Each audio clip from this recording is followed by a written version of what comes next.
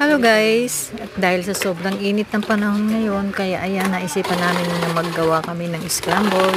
Ayan, at kami ay nagdadagdag ng yelo yan para po sa aming gagawing scramble. So ayan po, at ako ang magbibideo at ang kasama ko ang nagkakayod niyan. At ito naman po ngayon ay akin na ngayong nahalo. Nilagyan ko po siya dyan ng strawberry liquid. And then ayan po at nahalo po natin dyan dahil basta kagustuhan po namin masarap, kaya po nilagyan ko po siya dyan ng Alaska.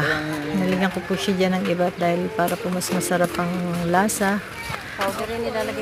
at para lasang gatas. Ayan po, naluan ko po siya dyan ng Alaska iba para mas magustuhan ng mga bata pag may gatas na, dahil wala po akong skim milk dyan, hindi po umabot ang skim milk, kaya po ayan, gatas na evaporada po ang aking inilagay dyan.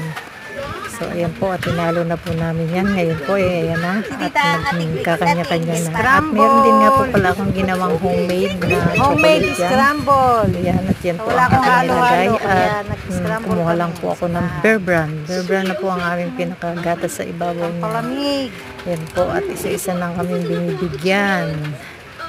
Yan ang aking homemade chocolate. Masarap po iyon, lasang Hershey po ang aking pagkakagawa ng aking homemade chocolate. At ang pinakagatas nila, inilagyan po nila ng Bear Brand sa ibabaw. Tara po, kain tayo.